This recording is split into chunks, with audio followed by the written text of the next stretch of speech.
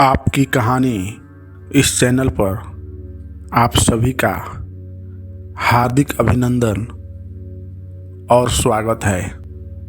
आप सभी को मैं कहना चाहूँगा कि आपको अगर यह वीडियो अच्छा लगे तो इस चैनल को सब्सक्राइब कीजिएगा, बेल आइकन दबा कर रखिएगा ताकि हमारी अगली वीडियो आप तक पहुंच सके।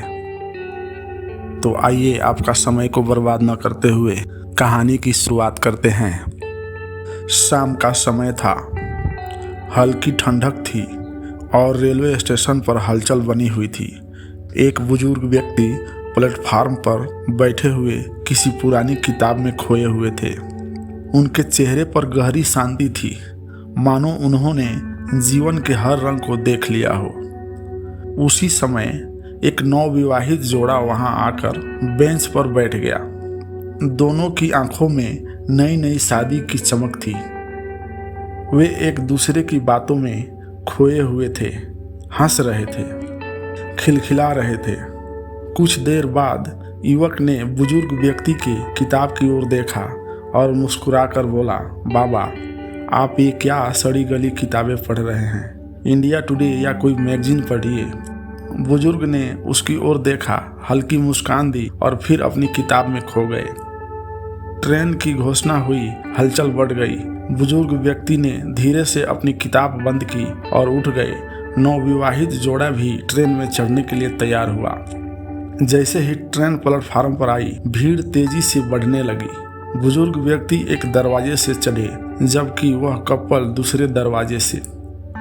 युवक ने पहले खुद ट्रेन में चढ़ने की कोशिश की, लेकिन जैसे ही वह अंदर आया, ट्रेन तेजी गति से चल पड़ी और उसकी पत्नी प्लेटफार्म पर ही छूट गई। युवक की आंखों में डर और घबराहट थी। वह जोर जोर से चिल्लाने लगा, मेरी पत्नी नीचे रह गई, मेरी पत्नी छूट गई। बुजुर्ग व्यक्ति ने यह देखा और मुस्कुराते हुए युवक के पास आए। बेटा, घबराओ मत, ट्रेन को रोको, चैन पुलिंग करो। युवक हैरान होकर बोला, क्या ऐसा कर सकते हैं? बुजुर्ग बोले, हाँ बेटा, यह चैन आपातकालीन स्थिति के लिए ही होता है और तुम्हारे लिए इससे बड़ा आपातकालीन क्या होगी? तुरंत खींचो। युवक ने तेजी से आगे बढ़कर चैन खींच दी।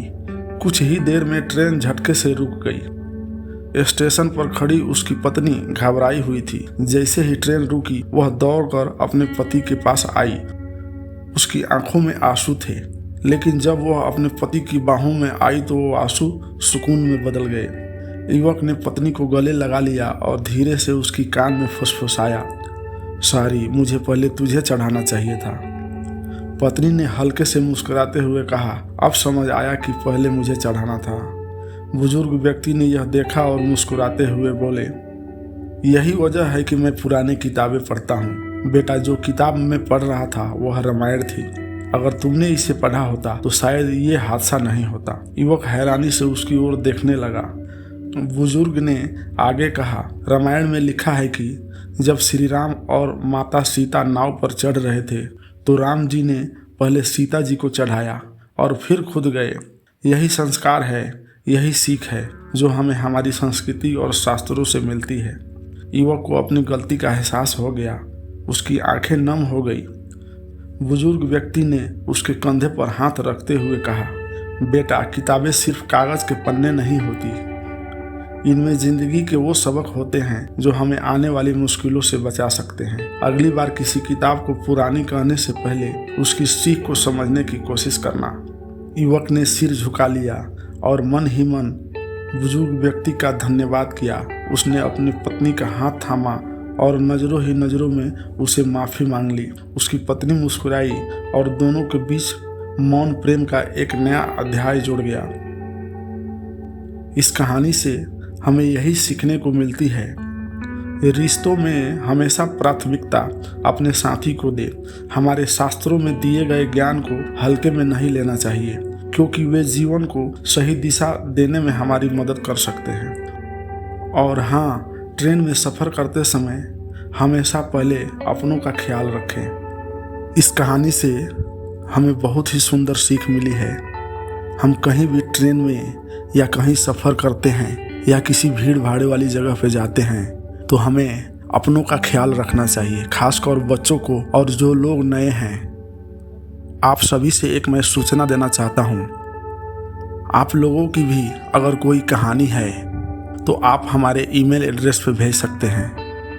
आपकी गोपनीयता, आपका नाम आपकी मर्जी से ही लिया जाएगा। अगर आप चाहते हैं कि आपका नाम बदलकर आपकी कहानी सुनाया जाए तो ऐसा भी किया जा सकता है। अगर आप चाहते हैं कि आपके नाम के साथ आपको कहानी को इस आपकी कहानी मंच पर लिया जाए तो वैसा भी होगा। आप अपनी कहानी हमारी ईमेल एड्रेस पर भेज सकते हैं और अपने अच्छे बुरे अनुभवों को इस मंच पर साझा करेंगे ताकि दुनिया को आपकी कहानियों से प्रेरणा मिल सके। ईश्वर आप सभी को हमेशा खुश रखे। धन्यवाद।